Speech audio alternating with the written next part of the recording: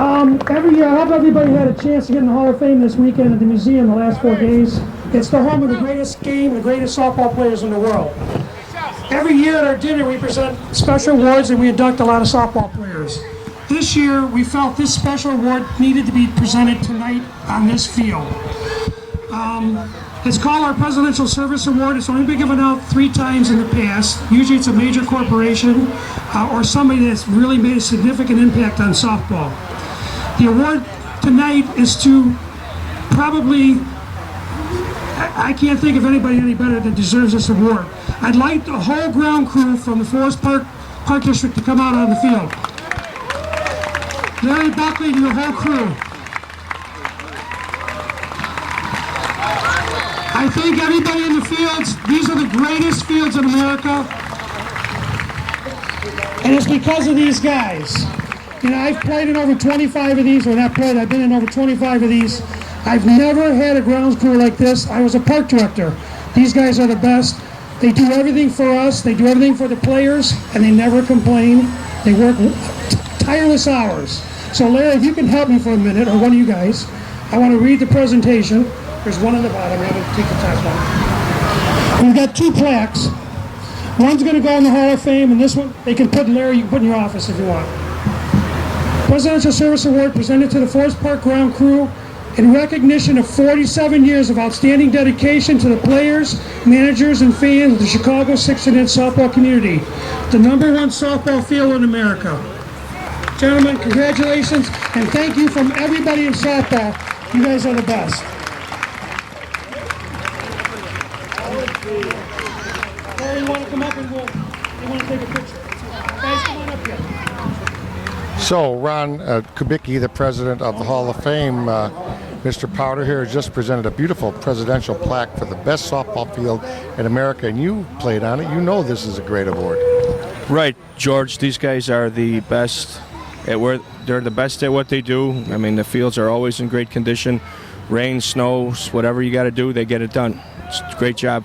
Yeah, so Lawrence Buckley, been here 28 or 29 years. Ron Kubicki, president of the Hall of Fame. Kind of an impromptu arrangement here, so we're glad we could get it on camera here with the softball hotline and, of course, the SSA broadcast. Softball fans, thank you for joining us here. So we'll be back right after this, and we'll start the big game with Mr. Powder Johnson and yours truly, George Bliss. We'll be back right after this. Who would like to introduce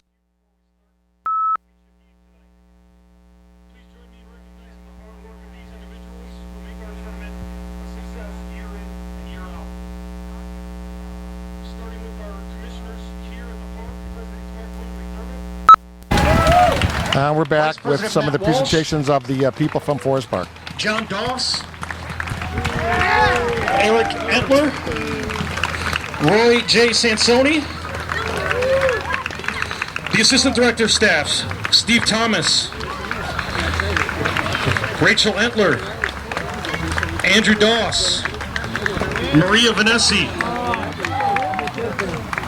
Emily Pikars, and Mary Rehor.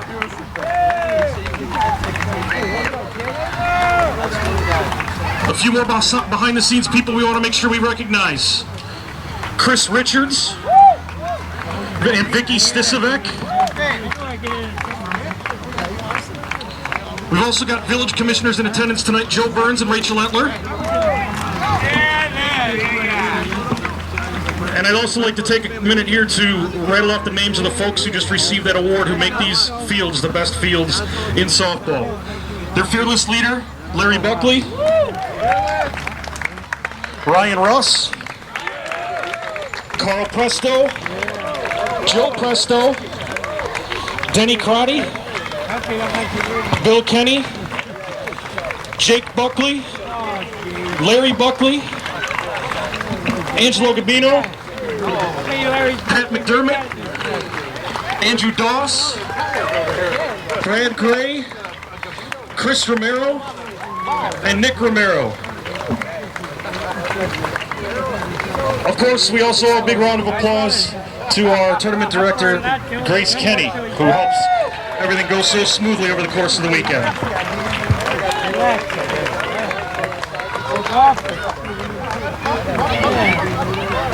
Often, every day when I'm retired. No, but I'm retired. I go about twice a year. Over the floor, I go. All right, at this time, softball fans, ask you to please rise and remove your caps. Direct your attention to the American flag. The national anthem sung by Ryan Russ, And our star who plays for the Rewind team. Fox very own Ryan Russ. Ryan Russ, the national anthem. God bless America, land that I love. Stand beside her and guide her through the night with the light from above. From the mountains to the prairies to the oceans wide with foam. God bless America, my home, sweet home. God bless America, my home, sweet home. Ryan Russ, and now the national anthem. Beautiful rendition of God Bless America. Oh, say, can you see by the dawn's early light what so proudly we hailed at the twilight's last gleaming, whose broad stripes and bright stars through the perilous fight of the ramparts we watched were so gallantly streaming, and the rockets' red glare, the bombs bursting in air, gave proof through the night that our flag was still there. Oh, say, does that star-spangled banner yet wave o'er the land of the free and the home of the brave? Chris Johnson here, George Bliss, incredible. Ryan Russ, local young man, plays for Rewind, also works for the Park District. You can't sing any better than that. Not at all, George. That was a great rendition of the Star Spangled Banner. Now let's get on to some great softball here for the championship game. Right, so it's going to be OBI versus Signature. The coin toss and ground rules now. Oscar McClellan's going to be the home plate umpire. We're going to just go through the roster, and then we'll specify the lineups. So on Signature, on their roster, this great team, Brian Davis, Kevin Duff, Big Mark Holstein, Chris Guerin, Vince Sacy, Eric Nadzella, Stevie Messina, Robbie Grisano, Tommy Walsh, Josh Shizmansky, Mike Reese, Vince Croston, Sal Malazzo, Chris D'Agostino, Frank Giglio, Richie Kaz, Justin Kasich. The coaches, of course, an extra player this year would be Tommy Giordano. The coaches, of course, are Pat Caputo and Tonsi Sereshevitz. Give us the OBI roster, please.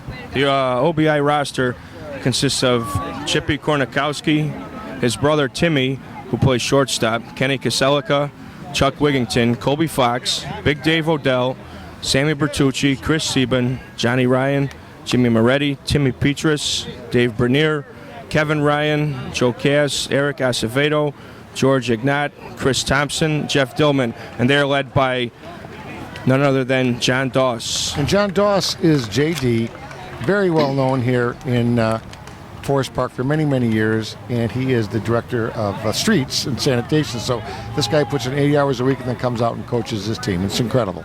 It is incredible. He finds time to do it. When I first started playing, he was around with the hype team, and he's been doing it since then. I started playing a long time ago, 15 years maybe. Okay. Yeah, very good, very good. All right, softball fans, All right. what we've all been waiting for, number 46 on your bracket. Signature won the So we've got one channel going in, so you're going to use this mic right here. So we got Windy City's the home team here for the championship game.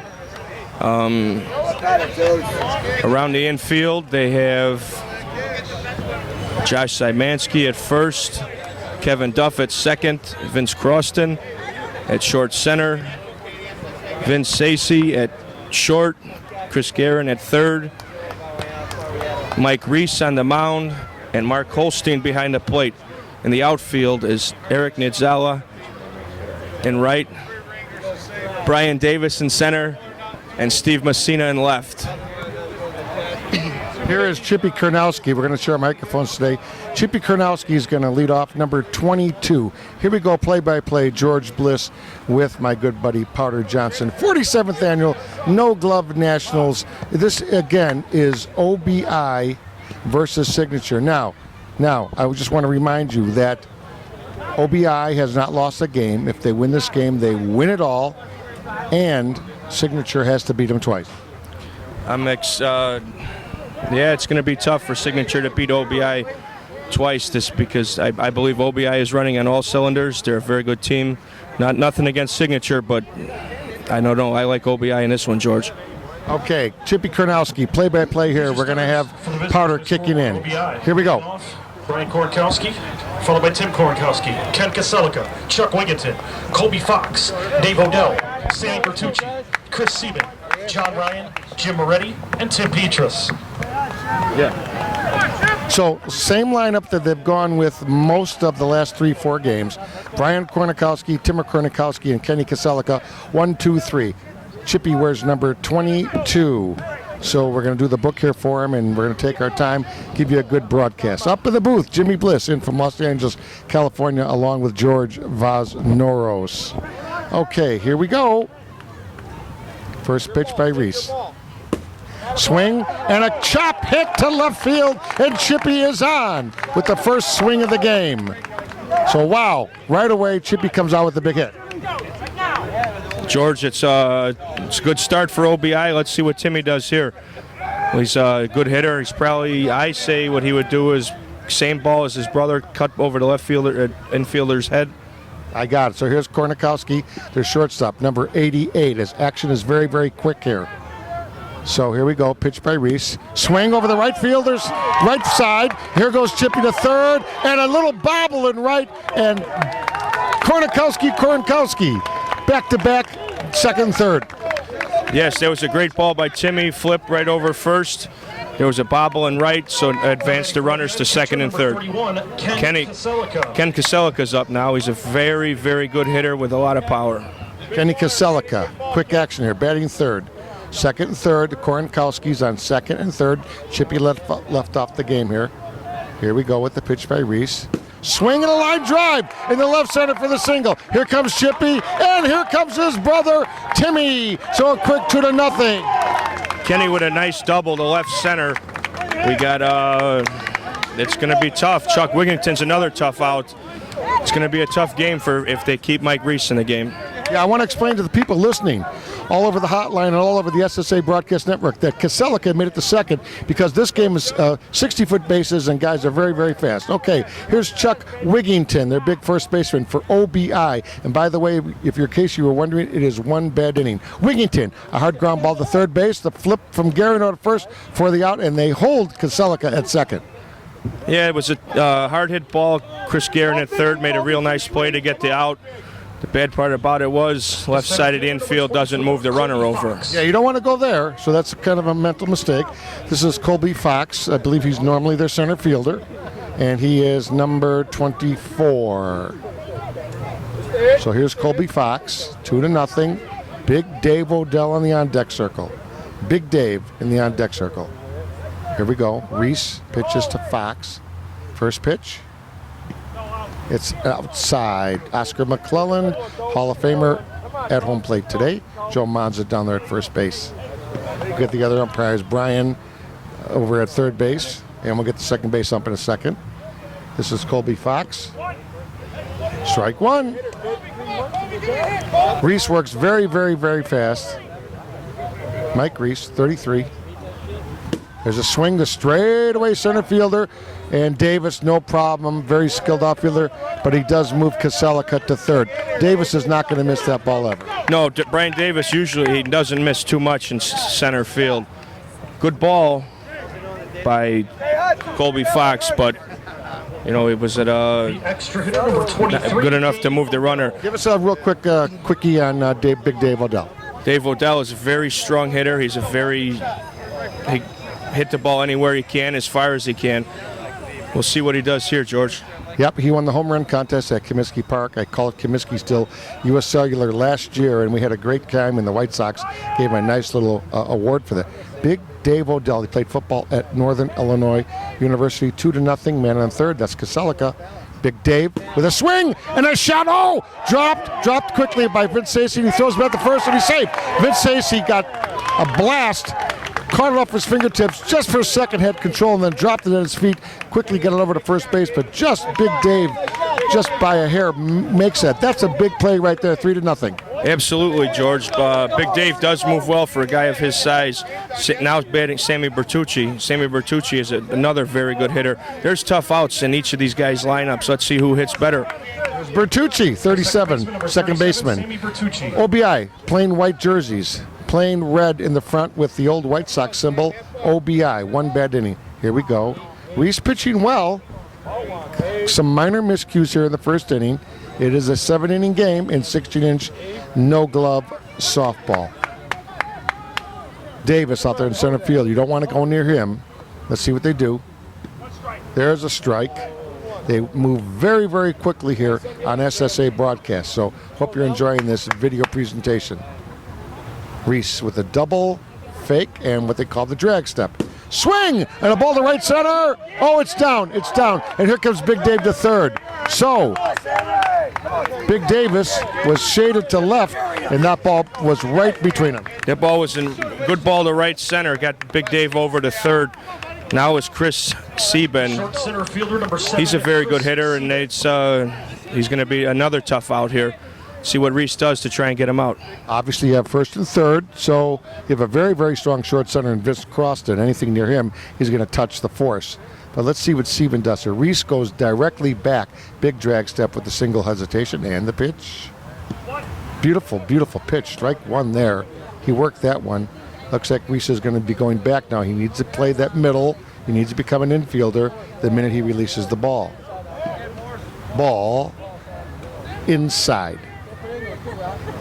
Beautiful crowd here at Forest Park. Here's the pitch. Swing and a ground ball to Guerin. Quick release over to first for the out. 3 runs in that inning, and here comes Signature, but some pretty good action that first half inning. Very good action that first half of the inning. Signature's going to have to bounce back and hit right with OBI if they have a chance in this game.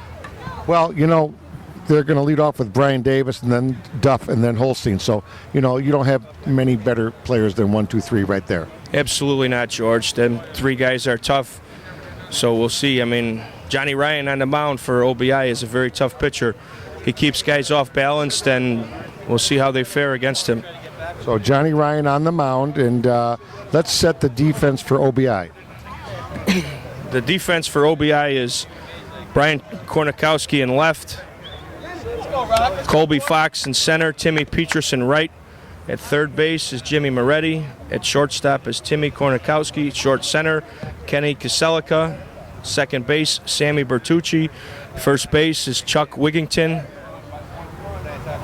Kaselika's actually catching today. Kaselika is actually catching. Chris Sieben is playing short center. My mistake. And on the mound is Johnny Ryan, one of the best pitchers in the game, in my opinion, George. Johnny Ryan, the big pitcher. He's a righty, just like Reese. Here is big Brian Davis, arguably the best player in the game today. Boy, it's a Here's a swing and a fall. Oh, that's a short one to center field and caught it off the end of the bat. Yeah, it was Johnny Ryan made a good pitch, kept Brian Davis off balance. You don't see that too often, George. Not at all. Now batting is Kevin Duff. Kevin Duff is a very, very smart hitter. He can go all over the field, and we'll see how he does here. Duff, second baseman, bats left-handed, played at St. Ignatius.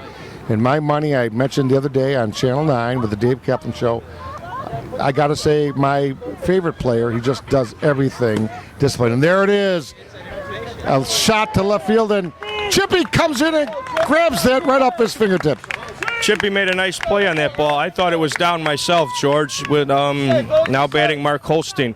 Mark Holstein really hits the ball hard, puts it anywhere, hits it really, really far, both gaps. And when I play infield, I do not like to get in the way. You ever played a guy against this powerful? I've never seen anybody this long. Yes, I've played, there's a couple guys out there, but Mark Holstein by far hits the ball as far as anybody I've ever seen. There's a long fly to right field, deep against the stadium backer, the chairs for out number 3. So 1, 2, 3, and Ryan gets down Holstein. An incredible pitching job there that first inning. I agree, George. Now OBI is going to come up with their middle, bottom half of their order.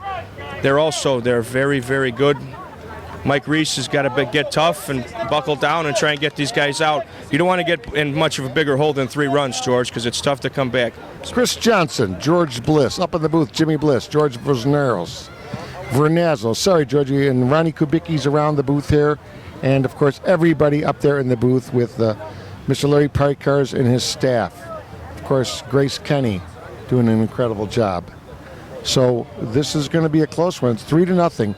Now, again, I want to explain, this is a double elimination, 24-team invited tournament. This is their 47th year. If OBI wins this game, they win it straight out, powder, undefeated, and they got it all. Yes, they got it all, and we'll be. It's tough to go in number 26, John Ryan. undefeated. It's tough to go undefeated in this tournament. There's 24 really, really decent teams, and to go undefeated is a real good gesture in the tournament. Okay, we're going to cut the audio down just a little bit here. Ground ball to Stacey, and out number 1. So ground ball there to Stacey, their new shortstop, for the first out. This is Moretti, who played on the great Jinx teams for years.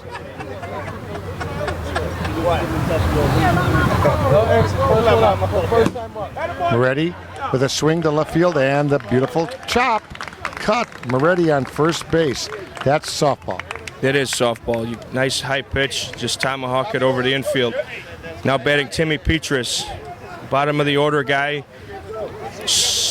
Pretty smart, moves runners when he needs to. We'll see what he does here, George. Petrus, number 9. Let's see what he does with Moretti on first. Reese delivers. Swing and a hard cut, and it goes foul. Explain the cut very quickly to the people listening and watching. Cut ball is when you get a higher pitch, eye level, you hit the outer half of the ball, puts a spin on it and drops it towards the line. If you're a left-hander, towards the first base line. If you're a right-hander, towards the third base line. You got to hit it perfectly to get that crazy spin on it, right? You got to hit it as perfect can be to get that crazy spin on it. There's a lot of guys that try it and they get mad that they can't do it because every time they do it, it's a one-hopper to shortstop. Here's Petrus, and then he goes to the right side, and that's kind of what we call a push. Yes, you push it right. Try to push it right over the infield for a single. Move runners over. I mean, it's another good ball. It's like a cut, but a reverse cut. Yeah, I call it the push, but I couldn't do it to save your life. Petrus with 2 strikes. Josh Szymanski, with the big red beard there, the Blackhawks beard, he's watching out for that. It's hard to play that. They go left side, right side, and where do you play these guys? Reese is going straight back just about every pitch here with a double hesitation, and there's the double hes, and here comes the pitch.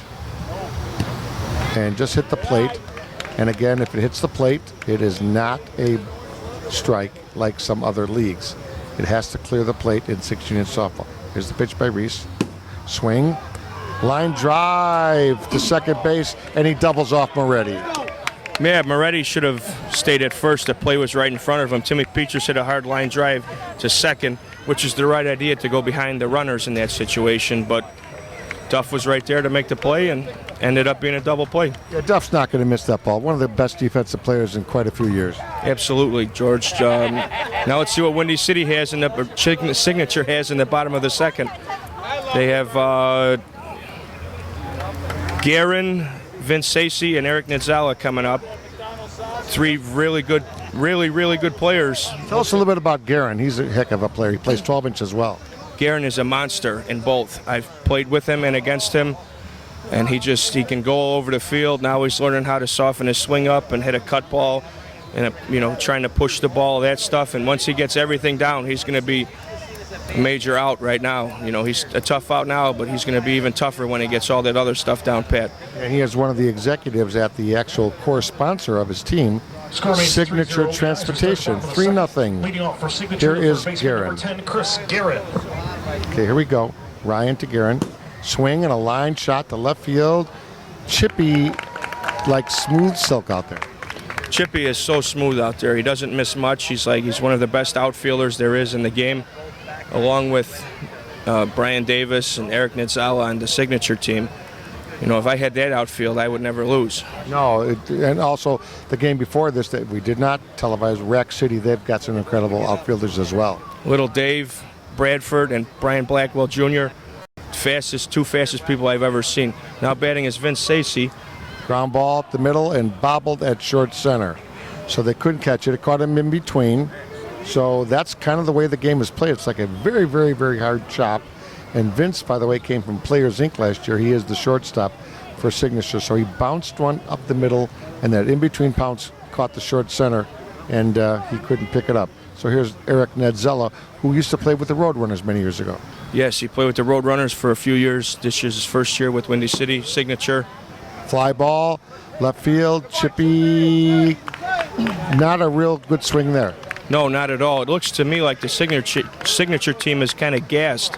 They played a few more games than the OBI team has, and the last game took a lot out of them with Rack City. Yeah, earlier today, the Windy City team, now called Signature, had to come back through the loser side and had to play a few more games and very little break. OBI got to sit in the sidelines in the sun, under the trees, and relax and have their Gatorade. So yeah, OBI's got the rest, so they have no excuse about that, do they?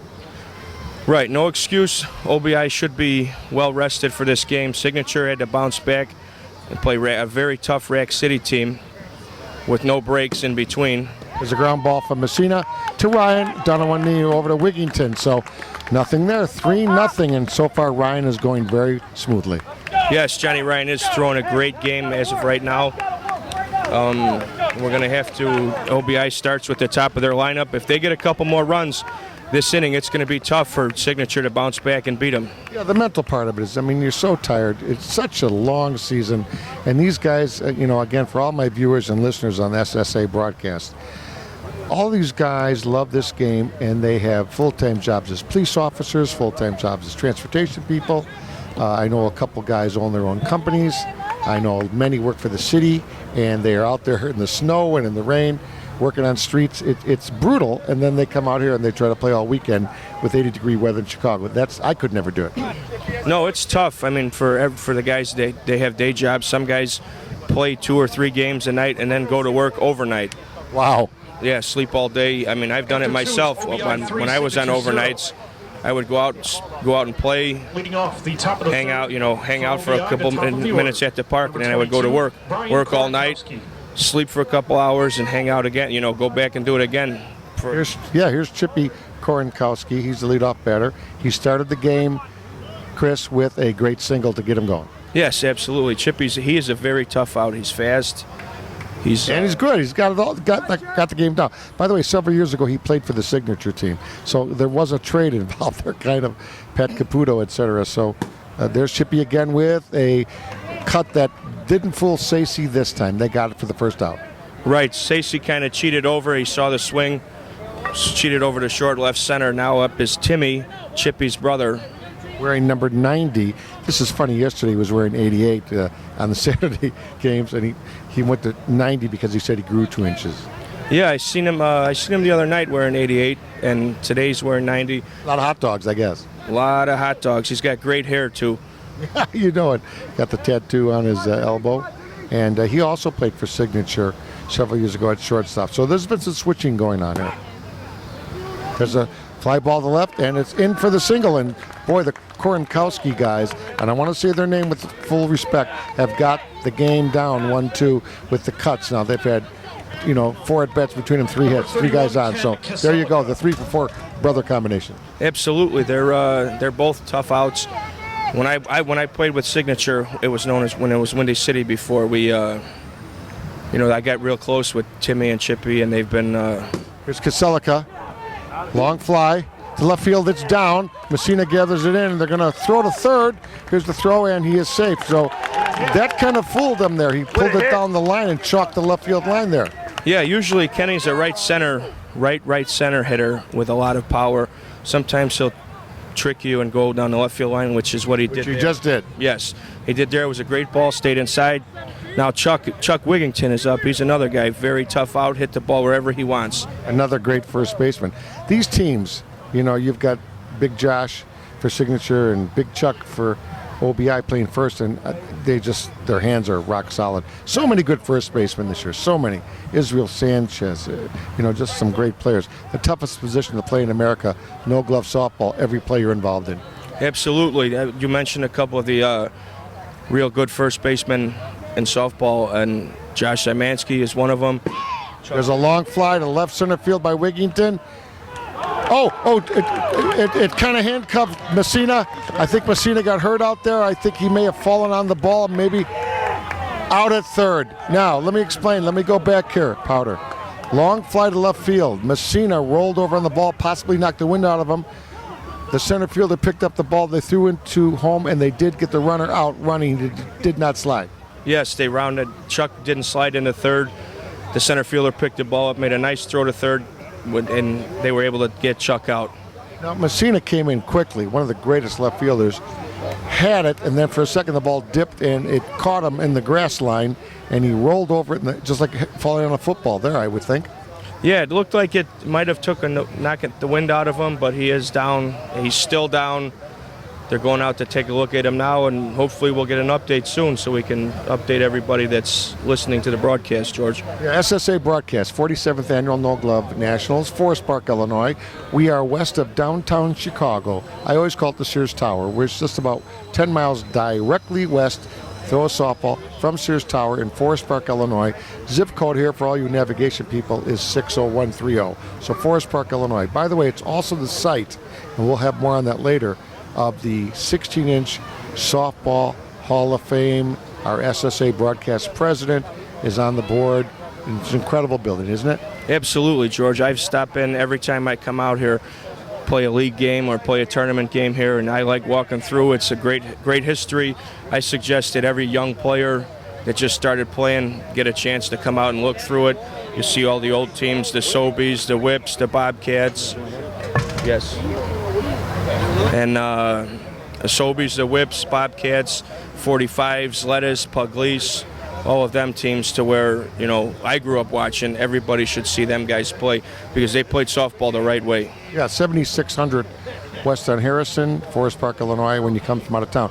Now, the cameraman up in the booth, we do have a little break here.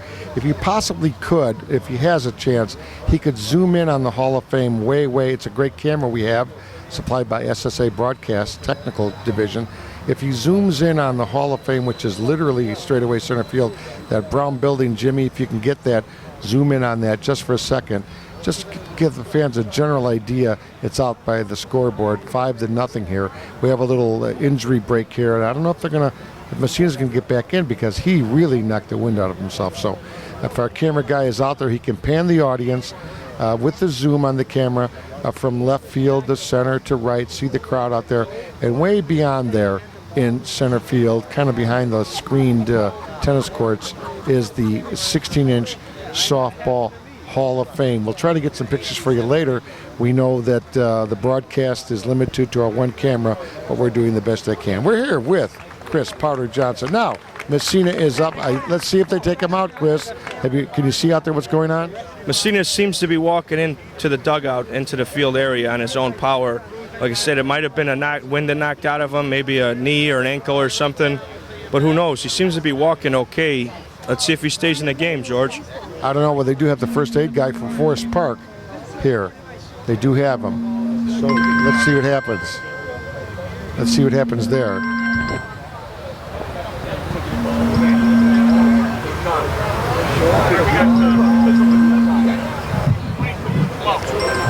Messina coming in. He looks hurt. His head is down. He's with the paramedic from Forest Park.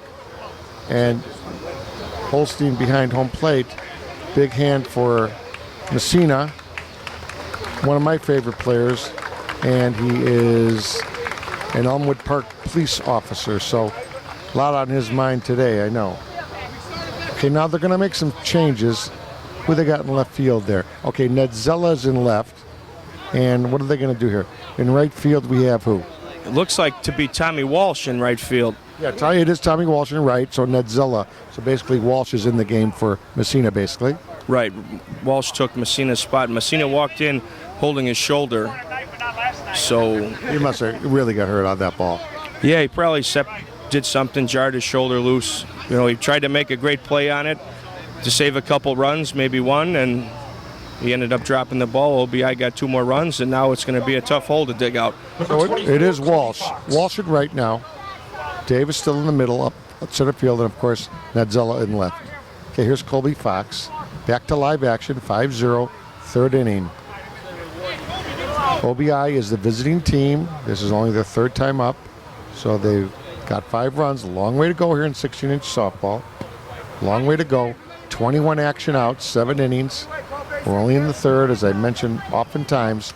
Anything can happen. Reese doing a very nice job, just, not getting all the breaks. There's the ground ball into right field for the hit, and Walsh picks it up and quickly gets it in. So Walsh has adapted quickly. Walsh has adapted. He has adapted quickly. He's a good player for being as young as he is. I believe he's 23. 23 years old. Yes, Wow. 23 years old. He wears number 22 on his jersey.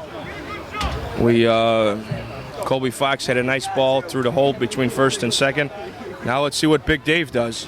Big Dave Odell, number 23.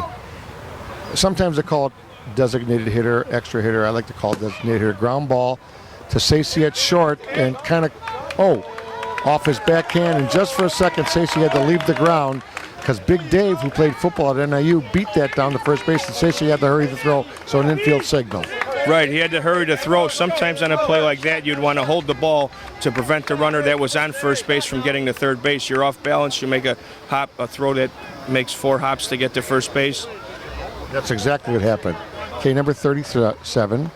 Love these white uniforms. This is none other than big Sammy Bertucci. 37, Sammy Bertucci. Bertucci, 37.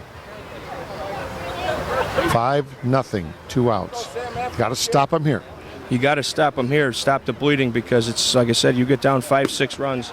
It's very tough. Fair ball down the third base line, right on the chalk. And there's a leg double. Another run scores 6-0. Big Dave Odell over to third. Right on the line. Right on the line. It was a tough ball. I mean, at this game, at this level of softball, in this game, the prestigiousness of this game, you have to lay out. You have to get dirty and try and stop that ball from preventing runs from scoring. Great. All right. Here's 7. Chris Sieben. Chris Sieben is up right now. He's a good young player. He's been with OBI ever since I can remember. Reese has got to get an out here, though. Pitch comes in.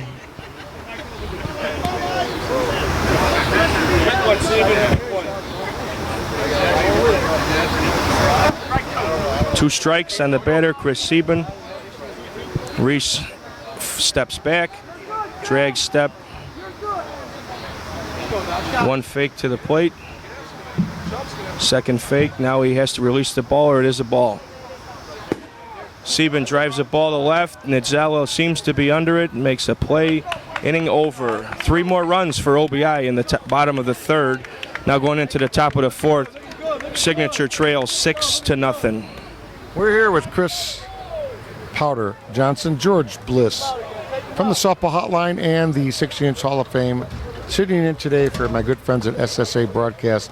What a happening that was as Messina rolled onto a ball that he caught at the grass line and rolled on it or hit it or jammed his shoulder, and he was out for about 30 seconds, and he's one of the best, so we hope that doesn't hurt Signature or he's not permanently injured. But basically, this is the last big tournament of the year until the SSA major tournament, which, by the way, this year is in Elgin, Illinois. This is my guy, Robbie Grisano. Tell us a little about their DH, Robbie. Robbie Grisano he's a good player, has a lot of power. He started with the Vision Rewind team with his cousin, Mickey Balestri, and he's a tough out, too.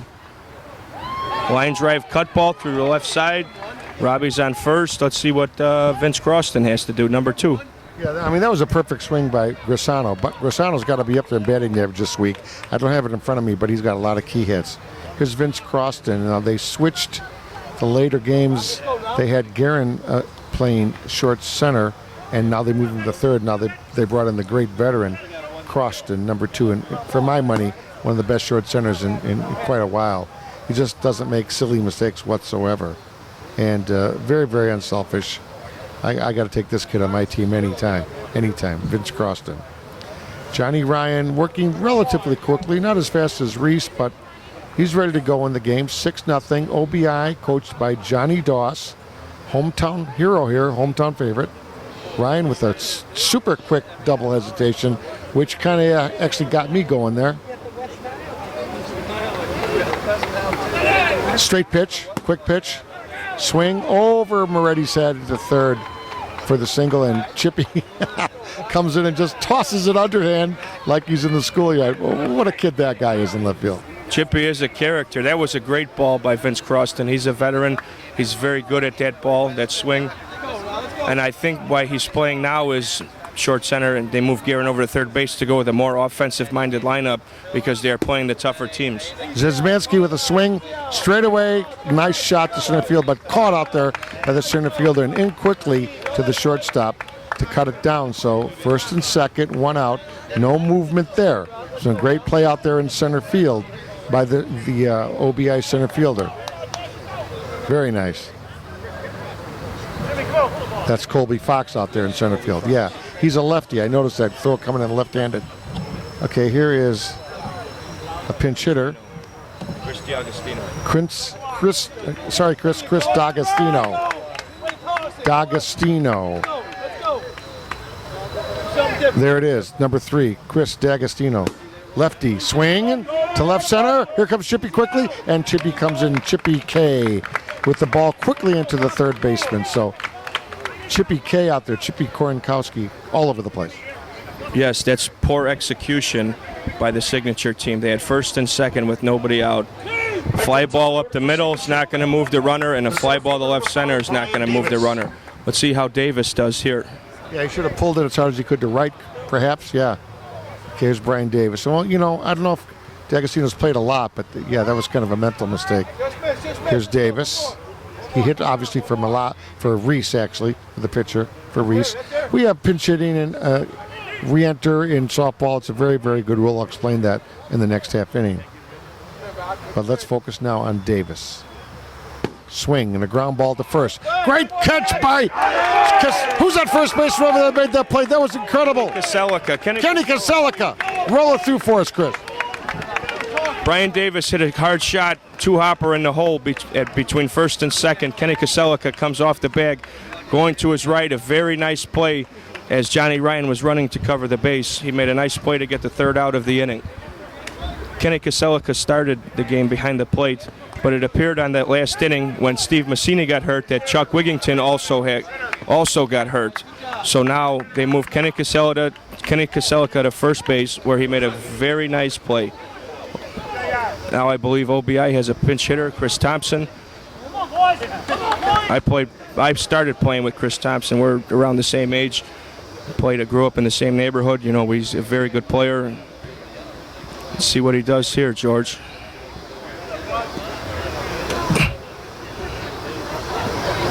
Chris Thompson that wears number 11. Neighborhood guy. Chris Thompson. Now, I don't know much about Chris Thompson. So this is number 11, Chris Thompson,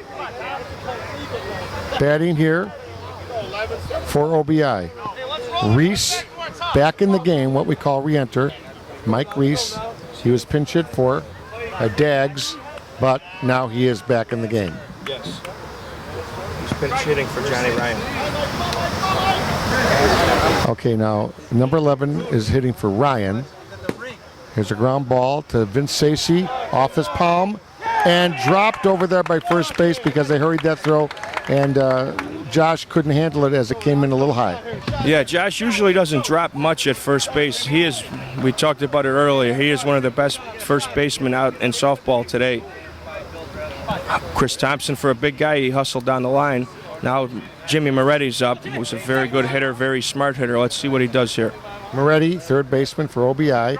As I said earlier in the broadcast, played for Jinx, local guy, I think from the Berwyn-Cicero area. Again, one of the guys, very, very underrated. This guy is a very good player, and he's a gamer, as they say. Loves to play. Reese doing very well at pitching. The game is, you know, kind of some miscues, and right now it's going the way of OBI, quite frankly, as there are 6-0 leading Signature. Inside. Vince Croston moving up a little bit in short center. Maybe cut down a ground ball. Line drive to Sacy. Caught, and Sacy holds on to that. No chance for the double play. No chance with the double play. Thompson stayed close to the bag.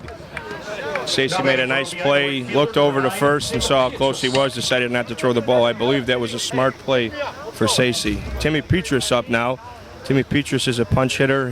He's fast, likes to hit the ball on the ground and move. Here's Petrus. I believe he's playing right field this game. Number 9, right fielder. Swing. Ball to left field. And caught out there again by Davis. Another incredible play. Davis made a nice sliding catch coming in on a ball. It was hit real short. Another missed opportunity to move a runner.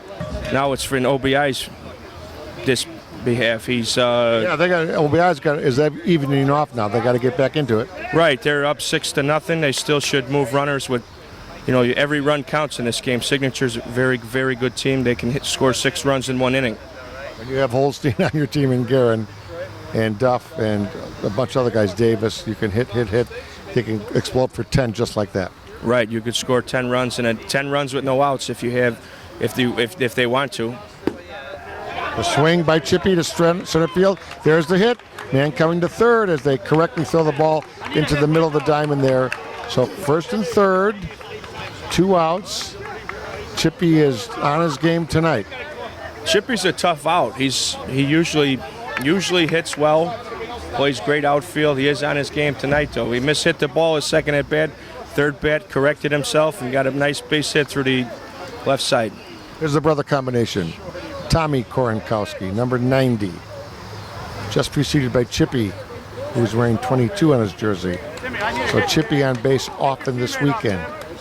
Now, can they capitalize here? As Reese delivers, there's a swing, a lazy fly to center field, and Davis just had a bad jump on it, but just got it. Great catch there by Davis to end the inning. Davis extended out for that one on a jump. So we made a real nice play on a ball that I thought was down. I thought it was in the gap, George. I thought OBI had 2 more runs. But Davis made a great play on it. Now Signature has to answer. Bottom of the 4th inning, they have to come back with something. Holstein, Guerin, Duff, them guys, they have to start doing something, or else their chances of winning Forest Park is dwindling fast. We're halfway through the 47th annual No Glove Nationals. Sun going down now. Lights turned on. Beautiful, beautiful 75-foot light towers here at Forest Park. Before the game, we hope you saw it, a beautiful plaque presented by Ron Kubicki for the best park crew Leading off for signature anywhere. number 6, Kevin Duff. So here's Duff, St. Ignatius. Great high school player. Incredible defensive player. And playing second base for arguably one of the best softball teams. Well, really, they have been the best team the last 4 years. They've won they've won 1 ASA and 3 SSAs, I believe, in a row. Yeah, so they've got 4 major championships in the last 4 years. So, I mean, come on, they're on top of the heap. Right now, OBI is challenging them to take it away for the No Glove national title. Absolutely, George. OBI won a couple ASA major nationals in a row. Signature has 1 ASA major and 3 SSA major. When I played with Impact, and they beat us in a couple years back in the major championship. Duff with a line drive up the middle here. Powder doing his analysis work here, boy. So Duff is coming through for his team. Yeah, Duff came through with a great ball up the middle. The catcher, Now number Holstein 41, is up. Holstein. Holstein is capable of hitting the ball anywhere he wants. He's gonna. I have a feeling, George, he's gonna come through here with a big hit. So we'll see what happens here. Johnny Ryan is a tough pitcher, but Holstein's a tougher hitter. Here's the pitch to Holstein. First pitch was a strike. I'm sorry, a ball. Check that, a ball. Second pitch, a ball. They're not going to give anything to Holstein because he can go over the scoreboard in right field, and I'm not making this up. He's done it. There's a long fly to center field. On his horse, the center fielder, he's got it. Colby Fox has got it. And up comes the runner. That would be, of course, Duff moving up to second base. That was a smart base running by Kevin Duff. Holstein drove the ball deep enough for him to tag up and get second base. Scoring position for another great hitter, Chris Guerin. They need to break it now. I mean, Guerin needs to swing full. See if you can get one in the gap. Make it 6-2. 4 runs is basically like 1 run in major leagues. So let's see if Guerin can get it up there. But when you're up by 6, it's a little tough with the 7 innings, the 21 opportunities. Your opportunities are now, you're halfway through the game now, whereas in the major leagues, you're halfway roughly in the 5th. So right now, they are, 12 outs into it, and they only got 21, so they're a little bit past halfway here. So I always look at it mathematically, the 21 opportunities in 16-inch. You got to make hay right away because the defense tightens up here in the 16-inch game when they know you're tightening up yourself. So here's Guerin, 1-1 count. Johnny Ryan working quickly now, no hesitation. And I wasn't paying attention there. They walked Guerin there. They walked, yes. That was full. That was actually full. And it's not that bad of walk first base open. What's your theory on that? Yeah, first base open. Guerin's a tough hitter. Now you got first and second. Vince is up. Vince is a strong kid with a lot of power, either gap. I think he's going to do something here, maybe get 1 run in, second and third, maybe a double, single, who knows. I think he's going to come through, though, George. Here's the pitch to Stacey. Shot down the right field line, quickly over the right fielder. He had a great catch there in right field. And here comes Duff getting over to third, but the right fielder there, that was Petrus, got over quickly. Timmy Petrus went towards the line, made a very nice play. Got the runner over to third. Now is Eric Netzala, and he knows how to hit. For signature number 4, So Eric he's Netzala. he's another great player. I played with him for years. He's in his late 20s, good player. He's usually comes through in situations like this. We need a hit here for a signature. They have not scored. They're blanked through 4 with 2 outs, first and third. A double here would score the 2, but to get shut out would be a tough one in the 4th inning. So Netzila, Netzila, incredible defensive player. I saw him make a play in league ball the other night, league softball, just wow, just incredible. Sliding on his stomach in the right field line and catching a ball against the 45s in a key league game right here at the very same Forest Park. They have leagues here throughout the year as well, and this is the big tournament where people come from the various park districts, etc., from all over the 24 best 16-inch teams that you could ever find. Again, no glove. We can't accent enough. There's a shot by Netzela. There it is. There's your first run. Here's Duff. Guerin kind of caught between the bases, but he's okay. Guerin gets to third. Eric Netzela with the single. Netzala came through with a big hit to get the first run across the board for Windy City for signature. Now they got first and third, 2 outs. Young Tommy Walsh is up. Tommy Walsh is a very fast Fast guy, not too much power. It's going to be a tough chance because Johnny Ryan is a great, great pitcher for such a young hitter. There's the first pitch. Walsh hitting much better every day. His father, one of the greatest players in history, who played way back, now lives in Las Vegas. His father, I played with him. There's a ball down the right field line. Caught out there in right field to end the inning. Timmy Petrus made a great play sliding into foul territory to make the play to end the inning for signature. Now, I think that might have taken the wind out of the sails. Let's see if OBI answers that one back plus a couple more to see. I think OBI may put them away here, George. Walsh, a great player, a beautiful swing.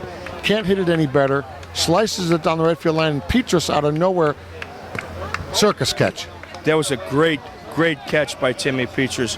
Timmy Petrus also played with the Jinx teams, and he played a lot of neighborhood ball in Bridgeport area, stuff like that. He's a good player. He's very underrated. Now up leading off for the OBI, Kenny Kaselica, who's another good player. Used to play with Gio's Mudville team. Played with Signature as well when they were known as Windy City. Played with Jinx. He's been around a little bit. He's a good guy, good player. He took off for about a year, I think, and now he's back, so he couldn't get away from the game. He's so darn good at it. Kenny Kaselica, number 31, 6'1", fifth inning, top 5. OBI in control so far, but again, I want to remind you, you're talking about Signature, who in 2 seconds can lay 10 on you with the powerful lineup that they have. The game's nowhere near over. Ground ball to third. Guerin throws. Safe. Guerin got caught backstepping a little bit there, got caught on his back foot. Yeah, Guerin got caught backstepping on the play. Then the ball handcuffed him a little bit. He couldn't get enough on his throw to get Kaselica out. 60-foot bases here, Powder. 60-foot bases. I mean, you still got to move well to get safe on an infield hit. Kenny did a good job of hustling there, but Guerin got crossed up, and now Chuck Wigington is up. Wigington, number 17. Swing, ground ball to the right side, bobbled by Duff, and does go over to first base. And would you ever think that Duff would bobble that ball? No, I didn't. I figured Duff would have been an automatic double play for Kevin Duff to Vince Croston and Josh Szymanski. Duff bobbled the ball, took a look where the runner was, noticed that Chuck, who was pulled up lame on his hamstring, so he can get the out at first. Colby Fox is a very smart hitter, another very fast young guy that could play well. Here we go, Colby Fox, lefty. Big Dave Odell right in front of us in the broadcast booth. Big Dave, one of my favorite players. Colby Fox, I'm gaining a lot of respect for this young guy. Boy, I tell you, OBI, Johnny Doss, the job he's done, because they did have a couple guys leave the team last year. You know, there's a little political stuff. There's a fly ball to center field. Davis, no problem, tagging up, and moving to third would be Kaselica. So they bobbled the throw in, but Kaselica did not turn his back. So if Kenny was looking, or the third base coach would have told him go, he might have made it. But he's playing low key there. No need maybe to throw yourself out of that inning. Right. Fly ball to center. Brian Davis did a good job getting it in for the second out. Big Dave Odell's up right now. Last time he beat out an infield hit. The throw came in from center. It was bobbled. The third base coach actually tried to send Kenny, and he didn't go because I looked to me like he wasn't paying attention. Yeah, he was looking away from the ball. Here's Big Dave Odell. Swing, ground ball up the middle. Right past Vince Croston for the hit. So Kenny Kaselica happy that he does score. Yes. Big Dave ripped the ball through the middle of the infield. Reese and Vince Croston at short center. Now up Sammy Bertucci. Sammy Bertucci is another tough out in this OBI lineup. He's been around the game a long time, and I think he's going to do something here. We'll see. I think he's going to maybe hit it over to that right field line. He's a line-to-line hitter, so we'll see what he does, George. 7-1. They're going to change the scoreboard here in a second. 7-1. Bertucci, 37. 7-1. They didn't score Kaselica's run yet, but I'm sure they will as we mark it here.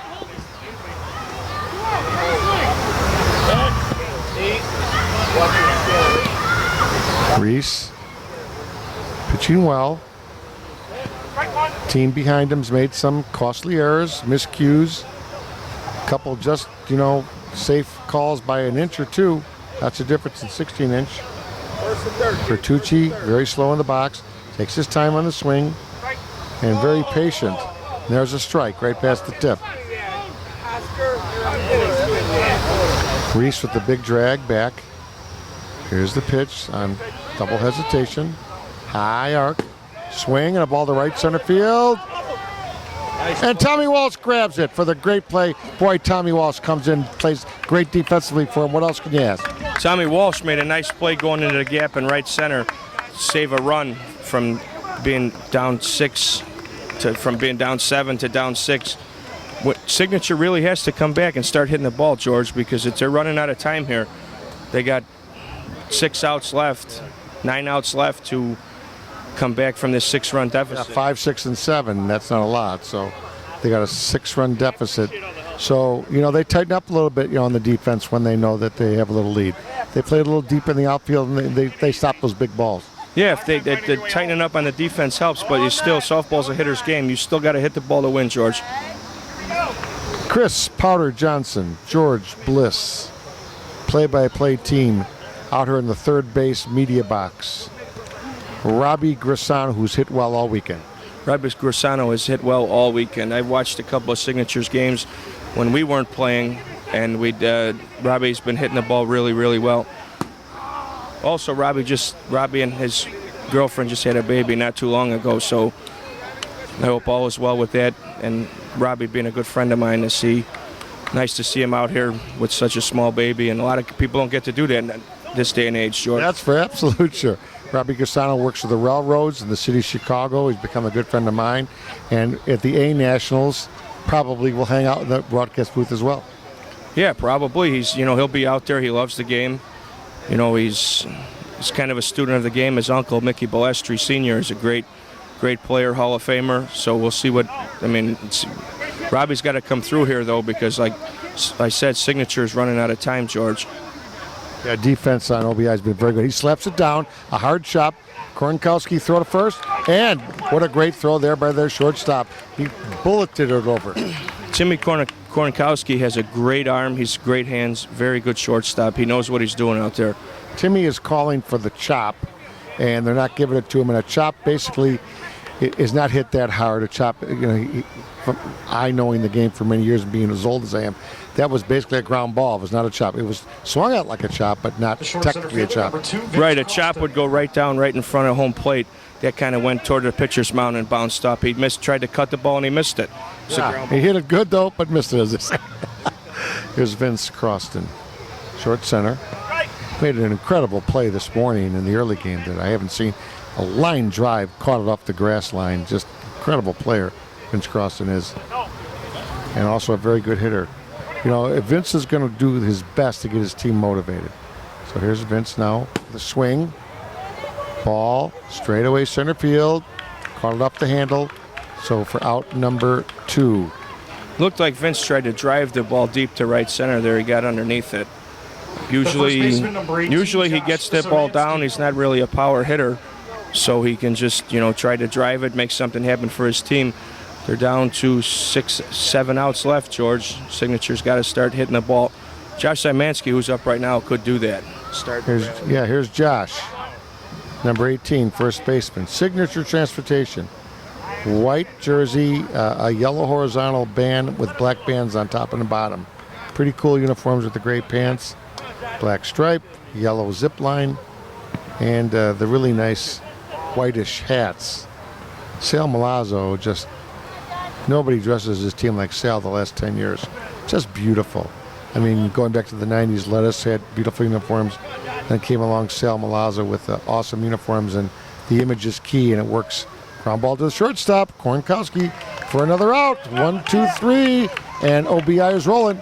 Another 1, 2, 3 inning for Signature. OBI is rolling. Johnny Ryan is throwing great game. A great game. They're playing great defense for the pitcher. If they get a couple runs here, I'm going to have to say this game is just about over. But never say never, though, because you've seen games as a high school coach. By the way, Chris is a high school instructor here in Chicago, and for all you folks that love the internet like we all do, he is probably actually it is the #1 high school now in the state of Illinois. It's called Northside Prep. Give us 10 seconds on Northside. Northside College Prep is a academic-based school where they have athletics. We coach baseball and 16 and softball there for boys, and it's actually it's a good school for everybody. You know, I suggest you look into it, especially if on the northwest side and you want your kid to get a good education. It's not that old of a school. It's relatively young, 10, 12 years old, something like that. It's already surpassed most of the academic schools in the entire state. Yeah, it's 12, 13 years old now. I believe it opened in 2001, so 14 years. I've been coaching 16-inch there for 2 years, and my first year of coaching baseball was this past year. So we're looking to build a program up, you know, so we can have something special for the kids in the next couple of years. Absolutely. That's Chris Powder Johnson, a great coach and a guy that does a lot for the city. This is number 7 batting. This is Sieben. Sieben for OBI. Top half of 6. There's a ball to left center.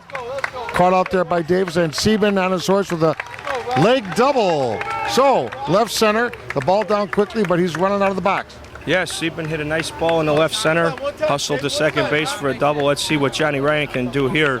Hopefully, he's got to move the guys over because, he's a good right field hitter. He should be able to move the runner over here. Explain to the listeners why they can't bat for him again on the re-entry concept. If you pinch hit for a guy, you're able to re-enter to go back to your original position. If you pinch hit again, the same guy in the same part of the order, that guy is out of the game. So you usually want to use a strong hitter to pinch hit for the pitcher or somebody who's a weaker hitter where you can re-enter your pitcher back in the game, because losing a pitcher like Johnny Ryan, especially in the 6th inning of the championship game at Forest Park, would really hurt you, because I believe OBI does not have another pitcher. Yeah, the re-entry rule is great. Okay, Johnny Ryan swings down the first baseline, purposely tries to push it, drops it onto the expressway here in Chicago, the 290. By the way, again, for people that listen and on the internet, it's just changed the world. Chicago is divided in the north, west, and south side. We're in the western suburbs, and we're on the expressway, the 290, the Interstate 290. So all you folks looking on Google Maps, as you see this beautiful video, we are 7500 west on Harrison in Forest Park, but we're really at the corner of Interstate 290 and Des Plaines Avenue. Okay, Johnny Ryan. Swing, ball to right center, and it's down for the hit. Here comes the runner, and he scores run number 8. Johnny Ryan actually is a very underrated hitter as a pitcher. He drove the ball, nice undercut swing, drove the ball to right center to score Sieben, who led off with a double. Now Jimmy Moretti's up, and he's another very smart hitter. And Jimmy Moretti also just opened up a bar in Chicago on 65th and Menard called We're going. We're going to Magoo's. Okay, there's Moretti off of Guerin's hands for a force out. So Ryan kind of got stuck there. Explain that play for our listeners. Moretti hit a line drive, tried to cut the ball, mishit. The third baseman knocked it down as the guy on first had to stop in between, and he couldn't get to second base because, as you know, if you catch it on a line drive and you can't go back to the base, it is a double play. Now kind of stuck in the middle, as they say. Stuck in the middle. Now, okay, we got a pinch hitter here. We got 66. There's a pinch runner here, 33 pinch running. That's Jeff Dillman pinch running, and 66 is batting here. That's Dave Bernier. Dave Bernier is pinch hitting, and like George said, Jeff Dillman is running. I played for Jeff Dillman for years with the Lounge team. We won a national championship in 2010. We beat Barrage, who was also in this tournament. Jeff Dillman, he knows how to run teams. He takes care of his guys. That's why John Doss actually instilled him to help the OBI team out this year. Ground ball to shortstop, over to second, and over to first for the double play. Incredible. Sacy to Duff, to the big guy over there, Josh. Wow, what a play that was. That was a great play. They pinch hit Dave Bernier. Dave Bernier tried to drive the ball, mishit it, hit a one-hopper to short for a double play. Again, you got to be smarter than that. Yeah, you can't hit it to your what they call the keystone player. Your shortstop is your extremely good player, what they call the skilled player. So that was not a good swing there. Right, that was not a good swing. You still got to. I mean, you're up 7 runs, 6th inning. You should try and get every run you can against the signature team because, like we stated before, they could score 12, 13 runs in 1 inning. So you got to move runners. You got to get runs when you can. Make all your defensive plays and don't let him get ahead of you because it's tough to come back when Signature's ahead of you. Okay, let's set it up here. Chris Powder Johnson, George Bliss, Jimmy Bliss up in the recording booth there, George Vernazos. My good friend Jerry Riles is here from the media world. The family is in. Everybody's here at Forest Park, led by the Pike Cars group. Everybody, Gracie Kenny, everybody's here. Buckley, the whole crew from Forest Park is here. Here's Chris D'Agostino now. 8-1. Bottom of home half of 6. Moretti throws. Oh, and he throws it over the head of the first baseman. Yes, he overthrew it to first, and he had to rush the throw because D'Agostino is very, very fast. Did his nice slap ball to third, tried to beat it out, and he was successful. He made Moretti overthrow the first baseman at Ken Kaselica. That's a pressure play, as we call it, right? Okay, here's Davis, Brian Davis. Now we got a guy in first, very fast, that legged one out, put the pressure on Moretti. And here is Davis. So Chrissy Daggs on at first, legged it out. Here's Davis, the great center fielder. His father was a great player in Broadview for years. And Ryan is taking his time now a little bit. Yes, Johnny Ryan went 3-0 to Davis. He took a pitch. He knows Davis is a tough out, so he's trying to work him a little bit to get the runner, and he throws ball 4 for the walk. Now this is not good. You don't want to put a guy on necessarily first and second, and up comes Duff with 2 guys on. A long one now would make it interesting. First and second, nobody out in the 6th. When Signature has their top of their lineup up with Davis, Duff, Holstein, Guerin. Their top and middle is very, very tough. Here we go. Line drive to center field for the hit. Here comes Daggs. He's going to score run number 2. And Davis over to third, and the leg double. There's Duff with that incredible shot to left center, 8-2. Duff took a little bit off his swing there to drive the ball to left center. With the speedy Daggs on first base, it was a great ball to move the runners from. Daggs scored, Davis went to third, and Duff coasted in the second easily. Now you got Mark Holstein up. I'm betting, George, that they walk him. Well, okay, so I've never coached a team. I try to analyze, but there's no way you have to walk him. You have to, because first base is open. If he hits a home run now, 3-run home runs, 8-5. So you're actually sacrificing basically a base run here, just like into the thing, you know. They got it, and they're going to pitch to him. I'm just shocked. I'm so shocked that they're pitching to him. So my good friend Jerry Riles here just stopped by to say hello. 8-2, second and third, no out. The great hitter of today, Mark Holstein, very little argument about it, is up. This is crucial. There's a swing and a shot to left center field, and it's in the gap. Here comes 1 run, here comes 2, and Holstein with a double. Well, they're lucky they got the double because that could have gone over the fielder's head for a home run, inside the Parker home run. There is a line out here. What you want to explain, Chris, on the chair line out here? Absolutely, George. There's a line out in the outfield set. I believe it's at 265 feet. I've seen Mark Holstein. They get spectators all along the outside of the line. If you hit it over the line, it's supposed to be a home run. But Holstein drove that ball in the the ball in the left center for a double. Scored 2 runs. Now Chris Guerin cuts the ball, gets a double. Now it's 8-4 with nobody out in the bottom of the 6th. So Guerin with the cut double. The big guy, Holstein, was careful there. He just quickly got over to third base, didn't try to score because he knows there's no out. So obviously the guy's played college baseball, and this is big Vince Sacy. So this is a big at-bat for Sacy, their great shortstop. Let me reset it here. Second and third, no outs for Signature. There's a cut down the line, and it is foul. And Vince does that cut pretty well. Vince does that cut pretty well because he's such a powerful hitter that the outfielders tend to play back for him. So it frees himself up to cut the ball, and he worked on it a lot last year to make himself better. He was with Players Inc. last year. He was mainly known as a power hitter. Then he started to work on other things. Now he's more of a complete hitter, complete player, which is good. That's why Signature asked him to play. Ryan pitching to Sacy. Ground ball to the shortstop. He's going to concede. He throws the guy out. So Holstein does score. Great play there by Timmy Kornkowski at short. He looked Holstein but Holstein was in. He was running in quickly. So now it's 8-5 with 1 out, and Guerin did stay at second.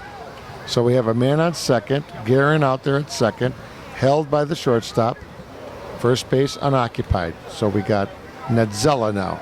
Here we go. Strike one to Nedzella. This would be a crucial at bat here. This is a crucial at bat here.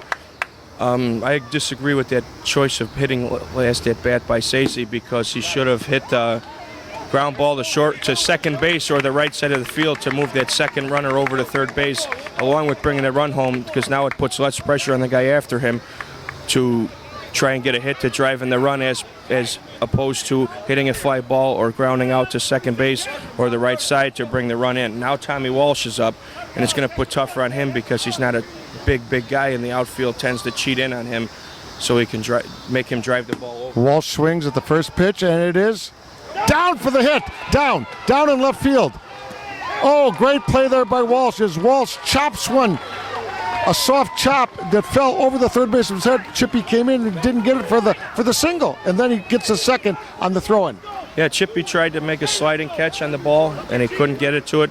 Tommy Walsh hit it nice and soft over third.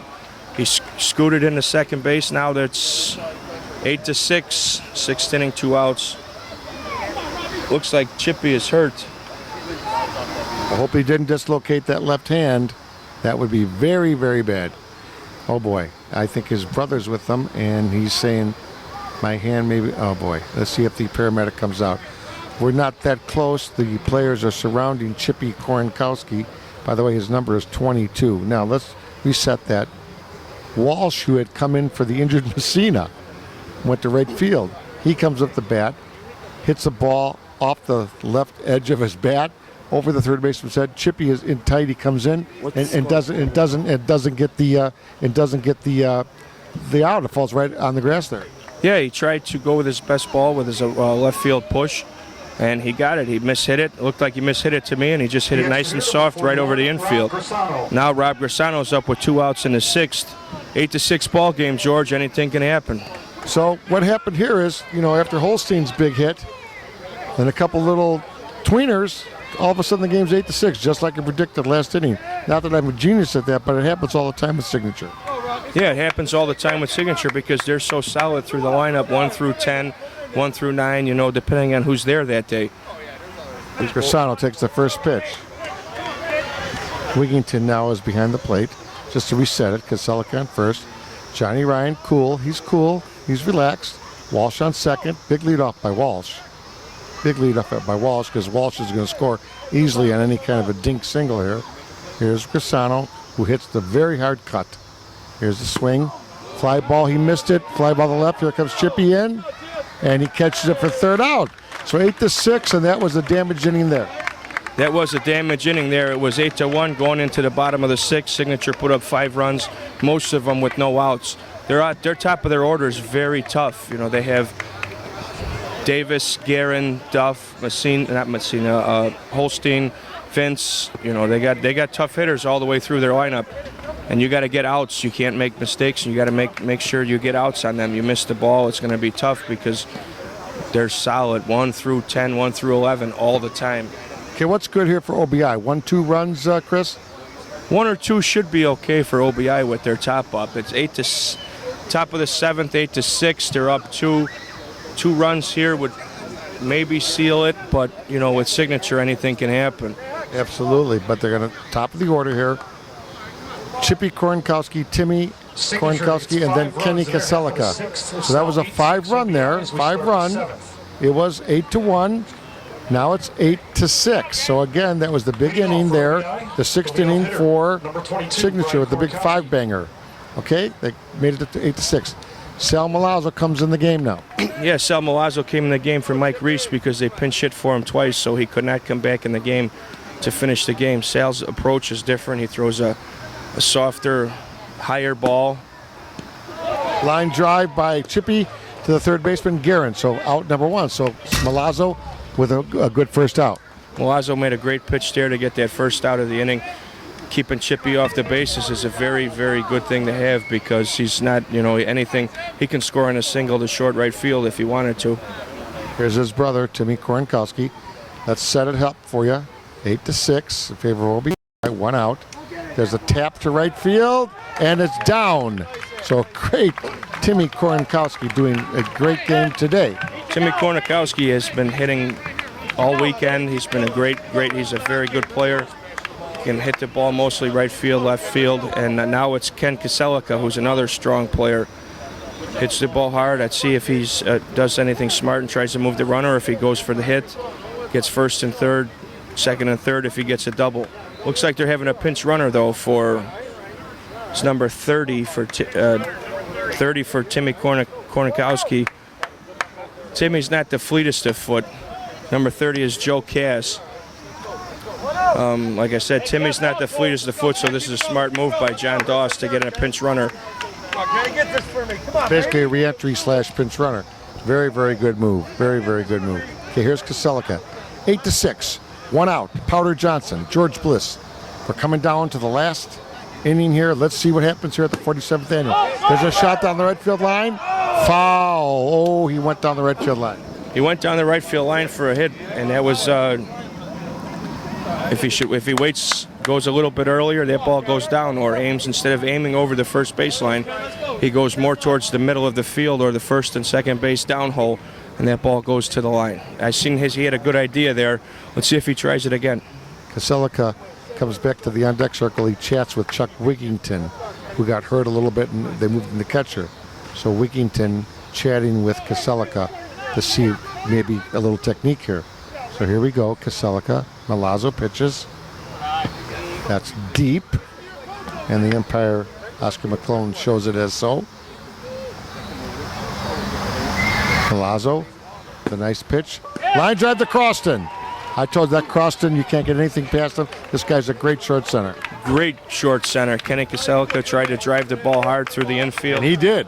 He drove it real hard through the infield, just right at Vince. Vince doesn't make too many errors. Very solid short center. That's Signature stocks themselves with solid players, be it bench guys, they're full-time players, part-time players, whatever they need. They make sure they're solid all the way around. That way they could fill anybody at any spot. Okay, Tonsi Saracevic called a quick timeout and just kind of set his outfield. And Sal also is telling him where to play. A little bit up the middle. This is Chuck Wigington now, number 17. 2 outs. Top of 7, 8-6 OBI. There's a swing, ground ball to the shortstop. Throw over to first base. Ooh, almost high, but Szymanski makes a great catch. And here we go. This is it.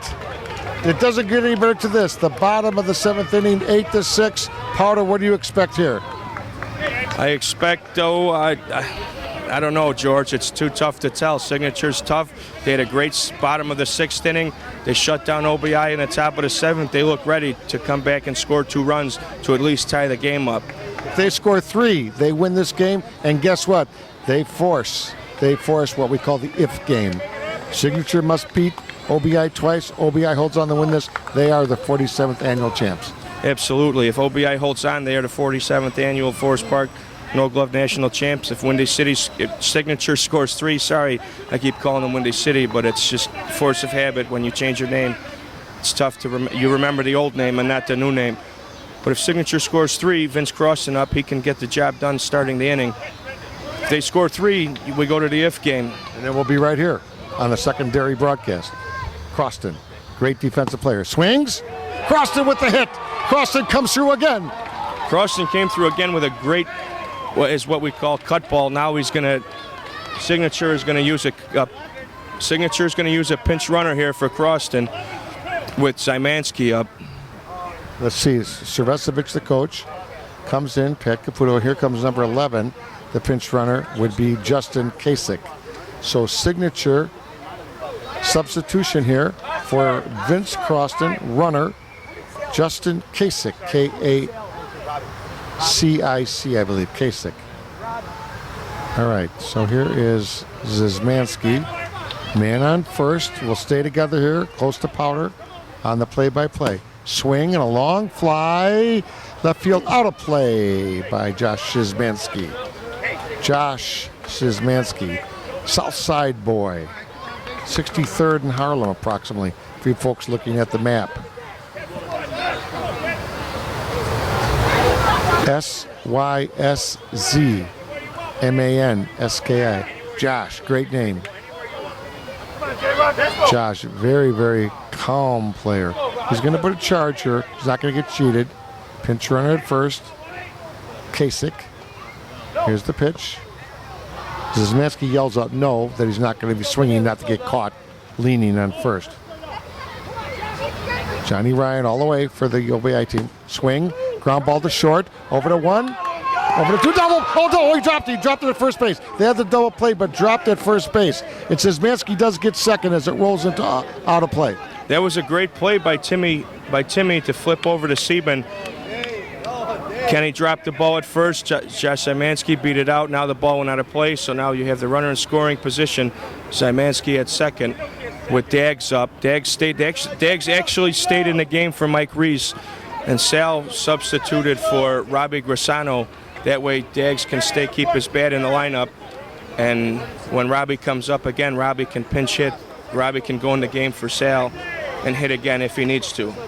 Okay, now a little discussion here. They did force the runner out at second, and they had him dead to right at first, and the first baseman either got bumped a little bit, but they're not going to call it. Josh Szymanski is awarded second base as the ball did get through after it was caught, dropped at his feet, kind of bounced off his foot, and went out of play. I haven't seen that in a while. I haven't seen it either. It kind of looked like that Kenny Kaselka was trying to throw the ball before he caught it to throw it around the infield after you get the second out of the double. Ah, gotcha. Okay, here we go. Dags. Dags batting, right? D'Agostino. Yeah, new player. You know, these guys you know better than I do. That's why I got Powder in the booth today with me. Okay, Zizmansky at second, one out. Almost had the double play there. They get that double play, it would have been a big difference. But now, just one out and a man on second. So a home run, of course, ties it. Here we go. Swing. There's a hit. There's a hit. Is Zizmansky going to score? No. They're going to hold him at third. They're going to hold him at third. They're going to be safe there. First and third. First and third. Josh played it good. He did not try to score and get thrown out there. Dags hit a nice ball through the left side of the infield with Zymanski on second base. Tonchi Saresevic made a nice call to hold him there with the top of the lineup coming up with Davis and Duff and Holstein and Guerin. These guys could ideally win the game for them. Yeah, I mean, right now, Davis, it wouldn't shock me. He can go long himself. He can go long. If he goes long, the game's over. First pitch hits the plate. Are they deep in the outfield, Josh? Are they deep? They look deep. They're way deep. The sun is down. Here's the swing. Ball two. Johnny Ryan, 2-0. Here's the pitch. There's a strike. 2-1. Very quickly. Johnny Ryan's working very quickly here. Here's the swing. Ground. There's a shot to left field, and it is down. Here comes Zizmansky for the run. 8-7, and it's a double. 8-7 double now by Brian Davis. Still one out, second and third with Duff up. Man, it's exciting, George. It's very exciting right now. Kevin Duff is up. He's been hitting the ball well today. I'm expecting them to walk him to pitch to Mark Holstein, which might not be a good move, but you got to do it here to keep the double play alive, keep every force at every base. Oof, I don't know what to say. I'm going to say you're going to have to pitch here to Duff because he's not going to hit it over your head. If he's going to get a single, so be it. It's going to win the game, but he's not going to hit it over the fans. So you have to pitch to Duff, which is kind of the opposite of what you normally would do in this situation. 8-7, one out, men on second and third. Timeout. The coach, Saresevic, goes out to talk to Davis. Obviously telling him with one out, there's the shot to real hard to the outfield. You don't have to score because we got Holstein after that. So a lot of strategy here. A lot of strategy. The umpire's talking. Szymanski talking. Guys talking on the right side, the left side. Everybody's got a theory of what to do here. They walk Duff. They do walk Duff, which I cannot see, but I'm out here and you're over there. So they walk Duff. Wow. They're looking for some kind of a force play or something, or what are they looking for? If they walk him, they tie the game. They can't do that. So they're going to, I would play 4 outfielders. I mean, that's what I would do. But they're not going to do that. Do they have 4 outfielders? No. They just have the right slate loaded. Okay. Here's the pitch. Ball way, way outside, a foot outside. 8-7, 7th inning, bases loaded, 1 out, Holstein up. Swing. Line drive to second baseman. Oh, my. Great catch there at second base. The line drive caught it right up for shoestrings. Wow, that was a nice play. The reason why OBI walked Kevin Duff to pitch to Mark Holstein is because to keep the force out alive and it worked. And maybe get a double play, and yes, it worked. He smoked the ball to the short center. Sieben made a great play to hang on to the ball. Luckily, the guys on base stayed close to where it was not able to turn it. They didn't get frozen, as we say. Wow. We're glad we're bringing this to you on SSA Broadcasts. Jimmy Bliss on the camera up there. They call timeout again. Wigington goes out. Very simple. Don't give him anything good to hit. Yeah, now Guerin's up. Guerin has the capability of winning this ball game as well. Let's see how Johnny Ryan pitches to him to try and get this last out. 8-7, bottom 7, 2 outs. You can't ask for nothing better than this at Forest Park. I'm nervous. You nervous? I'm nervous for both. I'm nervous for both teams, George. I'm nervous for Johnny Ryan because Johnny Ryan is a great pitcher, a good friend of mine, and I'm also nervous for Chris Guerin for the same reason. Same reason. He's a good friend of mine. You know, he's a great player. Let's see what he does here. Here we go. Don't do it. Here's the pitch. There it is. Whoa. I got the home plate camera here. We got the whole thing going. We got the camera up in the booth. Guerin, bases loaded, 2 outs. Forest Park on the line. There's the ball. Ryan cannot lose this guy. Here's the pitch. He walks him. He walks in the tying run. Oh my goodness gracious. He walks in the tying run. He walks in the tying run. He got nervous there. He short-armed it. Guerin took him. It wasn't close. 8-8. Vince Sacy now a chance to be the hero in this Game 1 championship to force it to an if game. Yeah, that was. I don't know what Johnny Ryan was thinking there, trying to pitch. You got to pitch to get the guys out. Guerin usually doesn't take pitches that are they take good pitches. So those 4 pitches must have been really, really bad. Yeah, a couple hit the plate actually. Now Sacy's up and see what he. See what he does. He's got to get a hit here to get the run home. And there's a line drive, and it's going to go extra innings. Caught by the shortstop. Extra innings here, George. Like I said, it's nervous. I've been out here for the last 15 years or so, and this is the most exciting game I've checked out. Wow. So OBI is going to call a quick timeout here. Johnny Ryan right next to us in the on deck. Well, he's actually by the bat rack here. And Milazzo seems disappointed. He was hoping they could get that first game under their belt. But now let's explain it one more time. Extra innings, 8s on the scoreboard. If OBI would have held on to win it, they would have won the whole thing. Signature came back to tie the game on a walk to Guerin. That tied the game, and then a line drive by Sacy, their great shortstop, to Korenkowski, who made a great play, leaping play. Otherwise, that game's over. 8th inning, 8-8. I don't even know what to say here. I don't either, George. 8-8 in the 8th. Forest Park final, no glove nationals. Windy City Signature had a chance to get through in the if game. Now Colby Fox, he's a tough hitter. He's I still can't believe Johnny Ryan walked in the run. Here's Colby Fox, their center fielder. Milazzo out there. Now OBI can get a scratch run. There's a hit to right field by Fox. So Fox opens it up with a hit in the 8th inning. Fox starts the 8th inning with a great ball to right field. Brings up Dave Odell, he hits the ball hard, and he's got to come up with something here.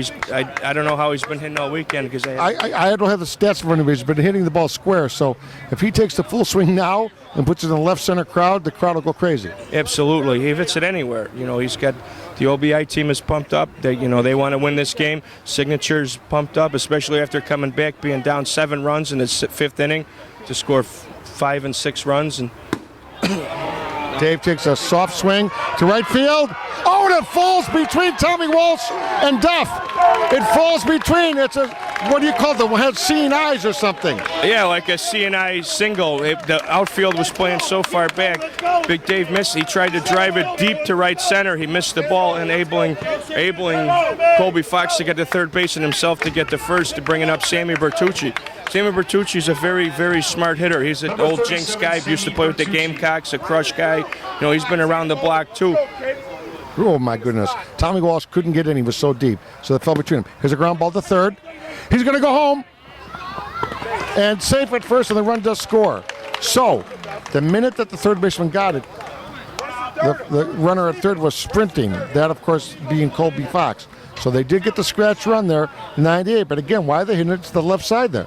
I have no idea. You know, it's almost like being selfish, George. You go for your hit. You go to sacrifice yourself for the team in this situation. First base. Of course, they got the force at second there, of course, on Big Dave. So if you hit a ground ball to second base, you can almost free up, get the runner moving on first. That way you don't get the double play. You're only selfed out at first. Then you have runner on second with one out and a run in. Then you're up one with a guy in scoring position instead of a guy on first base. Here's Sieben, swing and a lazy fly to left field, Netzella. And he is going to try to go for first and second. He does make it. So the runner does make it to second base there. It was just deep enough, and Netzella couldn't get it in quickly enough to their guy covering there. That would be Duff. And he slid in safe, but not by much. Not by much, George. You're right. Sammy made a nice play, smart play, tagging up to go to second base. Johnny Ryan line drive base hit last time, so let's see if he could do it again here. He's focused. He's got to make up for that walk, though, in the bottom of the seventh. Yeah, he walked in the tying run. He walked Guerin. My goodness, he had walked. Sal misthrows it. By the way, you have a free pickoff throw there. Sal was trying to go to second or third. They were not quite sure. But he misthrew it. Now, thank God that's not a play, technically. He has a free pickoff move. Okay, they're going to reset here. Guy on second. 9-8, 2 outs. This is their pitcher, 26. Ground ball to Sal. Bobbles it. Quickly gets it to first. He's out, but OBI scores the one scratch run. 9-8, Powder. Here we go. 9-8 in the eighth. OBI scratched one across here, and now Signature has to fight back again with their bottom middle of their order with Robbie Grisano, Eric Nidzala. You know, these guys can hit the ball, but there's a lot of pressure out there now. There's a lot of pressure. Bottom of the eighth, 9-8. It's Nidzala, Robbie Grisano, and Tommy Walsh, I believe. Two of them's got to come through with hits. If a guy gets a double, you got to move the runners here. You got to play smart softball, being down one in extra innings. Half of the eighth. Chris Powder Johnson, George Bliss. Leading off for Gorgeous July night. Eric Nidzella. July 26th, to be exact, for history. 47th annual No Glove Nationals. 2015. Eric Nidzella, who moved to left field after the injury to Messina early in the game. Walsh went to right. So Nidzella, their left fielder now, is batting against Ryan. OBI 9, Signature 8. There's a fly ball to center field. Back to center, that'll be Colby Fox for number 1, Powder, number 1. One out. Johnny Ryan made a nice pitch on Nidzala to where Colby Fox can run it down in the gap. One out, Tommy Walsh hitting now. It's going to be tough for him. He's very young and experienced. A lot of pressure for this kid, but, you know, he's fast. A lot of pressure for the kid. If they don't pick it clean, he's going to be on first no matter what. A lot of pressure. Tommy Walsh, okay. Kaselica at first. Just to remind you on the right side. Johnny Ryan pitching with a quick pitch. There's a swing to left field. In comes Kronikowski. And he grabs that one. A great catch by Chippy. A great catch by Chippy in left field. Explain that to us, Powder. Tommy Walsh tried to hit the ball like he did last time. Little flare over the infield. Chippy Kronikowski cheated up and made a sliding catch. Any other guy, that's a hit. Any other guy, that's a hit. Right in front of the umpire, so the umpire could see if he dropped it or not, but he made it. That literally hit on the edge of the grass, the infield, outfield grass. That's how far in Chippy came. Yeah, Chippy came in and made a real nice sliding catch to quite possibly save the game for OBI. Chippy Kornkowski, who was injured last half inning, had a minor dislocation, I think, or a jam of his finger or whatever, his elbow. Now he's out there and makes that incredible catch. I mean, literally on the infield, outfield edge grass there. And here is Grisano, the last shot. 9-8, nobody on. Chris Johnson, George Bliss, SSA Broadcasts.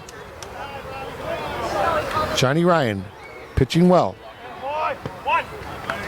There's the strike. Oscar McClellan calls the 1 strike. There's a swing and a fly ball to center field. Does OBI get it? Johnny Doss has his championship. JD has his championship as they mob. Oh, it's emotional. Johnny Doss has won it. The OBI team has upset one of the best teams in all of softball. They won the 47th annual No Glove Nationals 9-8 in 8 innings. My goodness gracious. Congratulations, John Dawson, the OBI softball team. They played well all weekend. Last year they lost in the championship game to the Chicago Dynasty, so I'm sure they were out to win this weekend, and they made a point. They proved a point that they're one of the best teams in softball this weekend. Pat Caputo, signature. Congratulations to them too for getting this far. Like I said, they probably ran out of gas, George. They played a lot of games today, and you know, it takes your toll. It's hot out. When it was hot outside during the day, you know, they played well, but just not well enough. OBI played great all weekend. It was a pleasure to watch, pleasure to do the game with you, George. I appreciate it. Thank you very much. Well, hang around for some post game. That's the great Chris Johnson, George Bliss, Jimmy Bliss up in the dock. Keep that video going, Jimmy. We're going to do the post game here. Let that video roll on SSA broadcasts out here at Forest Park on a beautiful July night. The game ended, you know, roughly Central Standard Time about 8:41, roughly in that area, 8:41, just to give you an advantage. They've been playing all day here. OBI, John Doss, no one better. John Doss, unbelievable as he leads his team. Injuries, errors, drama. Walked in the tying run in the 7th. Johnny Ryan wins it all, and there goes Johnny Doss's family out there. I believe that's Karen Doss going out to the field. She'll be out in camera here in a second. If you can see her. We're going to try to get Johnny Doss over here. There's Ryan Russ. As soon as they're done, you'll grab a player. We'll get Johnny Doss in here, and we'll get a couple comments, Chris, as we roll here on the SSA broadcast post-game edition. George Vorisneros on the sidelines, Jimmy Bliss. A couple more minutes on the camera.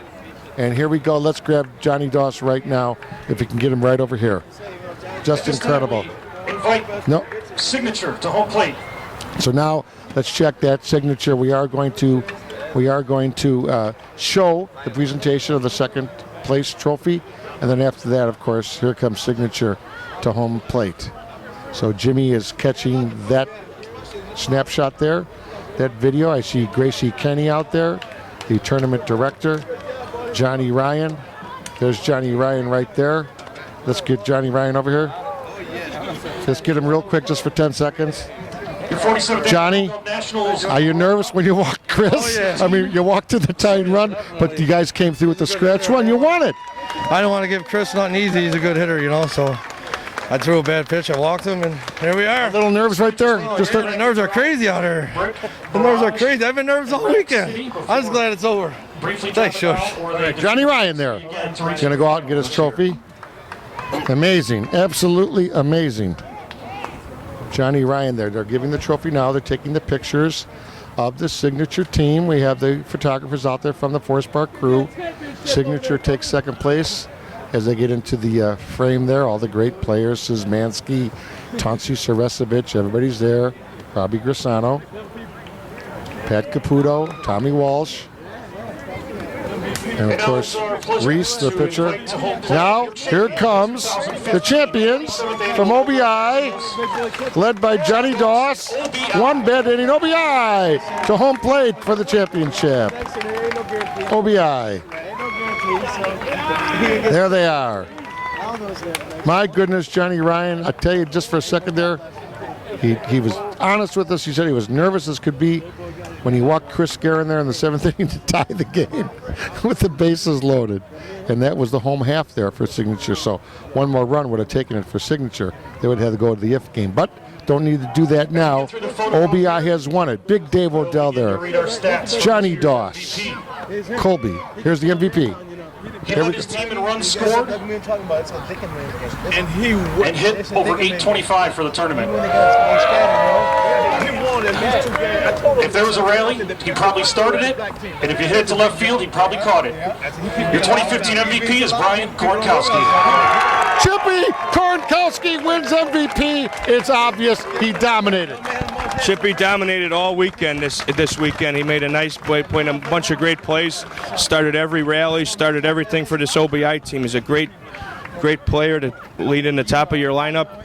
Now let's see. I mean, they're gonna go far if they keep the top of their lineup and their players the way they have it. Chippy Kornkowski, his brother Timmy, John Doss, Big Dave. You know, they played well together. Jimmy Moretti. Their pickups, they've made great pickups. And look at this, George, out here. There's a lot of people taking pictures. I've never been a part of one of these, but it's fun to watch. You know, maybe one day we'll be out there. You guys will be talking about me out there. Maybe, who knows? But Johnny Doss and his OBI group, they made a nice run this weekend to go undefeated, and they did it. I mean, that's good. Wow, Johnny Doss here with his team. Johnny Moretti hugging him. All the people, and remember, Johnny Doss is a local Forest Park tradition. They're a legendary family in Forest Park, the Doss family, going back way generations. And JD, Streets and Sand guy, very respected. Probably could run for mayor right now and win in a landslide. Johnny Doss brings the OBI team home for the No Glove Nationals. Couldn't happen to a better guy. I see Johnny's wife over there hugging one of the players. I think that's Colby Fox. And Chuck Wigington, Moretti taking pictures with their family, their kids, etc. We're going to try to get Johnny Doss over here. Powder's going to go grab him. And we're going to have Johnny Doss give a few comments to us here on the SSA broadcasts. We'll be done in about 3 or 4 minutes. We hope you enjoyed the videography by Jimmy Bliss in from Los Angeles, helped by George V. also. And they have the beautiful trophy here that they're taking a picture with.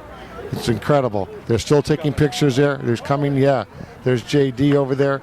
Let's get him over here. And I know Johnny's just getting swamped by his fans, and why not? Johnny Doss, Kenny Kaselica, big plays of hers, Big Dave Odell, Timmy Kornkowski, solid at shortstop, Chuck Wigington, who got injured and came in to catch later, Colby Fox, Big Dave Odell, Sammy Bertucci, Chris Sieben, Johnny Ryan, Moretti. Oh my goodness, I mean, you know, the pinch runners, the guys that came in to run when they needed them, when there was injuries. It was really something here on the SSA broadcast. George V. here from the Mudville team while we're waiting for Johnny Doss. What do you think about that, nail biter? Well, I tell you, George, that first of all, it was a terrific effort by Signature just to get back into the game. And they looked a little off, a little tired, and they fought back. And, you know, I don't think there's anybody you'd rather have up there than Mark Holstein, but unfortunately, he just didn't get the ball in the air. So. Well, Ryan did a pretty good job pitching, right, with some, some quick pitches, etc. Well, I thought John Ryan did a real good job. I think with Signature's lineup, if you can hold him to 7 or 8 runs, you're really pitching very well. And you know, the nice thing is he had a real good weekend pitching the ball, and you know, he walked in that 1 run, but you know, like good teams do, they picked him up and they found a way to come back and to scratch one out and win the game. So, you know, you got to tip your hat. I don't think people realize they lost one of the best players in softball in Alex Smith before the tournament when he tore some tendons. And Alex is usually a guy hitting third in your lineup, and he plays center field. But Colby Fox went out there, had a terrific weekend. You know, the MVP, Brian Kornkowski, was terrific and left. Just unbelievable. Unbelievable. So, you know what, but you come out here and anything can happen at any time in this event. and it just goes to show you how great this particular tournament is. Yeah, we're going to try to get powder to get Johnny Doss in here, and with George Vernazos. Yeah, they're taking pictures still. Well, everybody's swamping him. Everybody's swamping him. Here's our shortstop real quick. Come on over here, Timmy. You wore number 90 today. Two more. Yeah, fantastic. Your brother. I mean, my goodness, that play to grab that ball on the infield, outfield grass. I've never seen anything like it. It's unbelievable, man. That ball was fair, too. That's the thing. Come running in. He hurt his thumb earlier. I popped it back in. And that's what you did. We were wondering about come that. on, if you're going to hurt us, come on out. He says, no, there ain't nothing. He goes, you have to cut my legs off to get me out of here. So everything worked out well, man. This is good. Good. It's got to feel good because you used to play on Signature. Now you're with the other team that just beat them. Yeah, I played 4 years with those guys, man. Those guys are all good guys. But today we were the better team, that's all. Fantastic. Thanks. Go celebrate. I will. That's the great shortstop. Number 90, Tim Korenkowski, who played just rock solid at shortstop. Rock solid. Unbelievable. Just absolutely. Dave Novak, the old director, who's still younger looking than ever. And you've seen games all your life, but again, this one goes down as one of the best, no? Oh, yeah, and I'm so proud of JD. You know, John's a commissioner here. He's the head of Public Works in Forest Park, and this is his first Forest Park win. Great for him. Fantastic. Dave, thank you for all the years you gave to this town and your predecessor and the guy that came before you, after and through you, Jim Sarno, and of course, after that, Mr. Pikars. That's right. Yeah, everybody's doing it. The tradition continues. You know, back in 1969, Jim Sarno started this. I came in 73. Larry Pikars took over for me in 2008, and, you know, we're shooting towards that 50-year mark and more. All right. And now, in the booth for this is the MVP.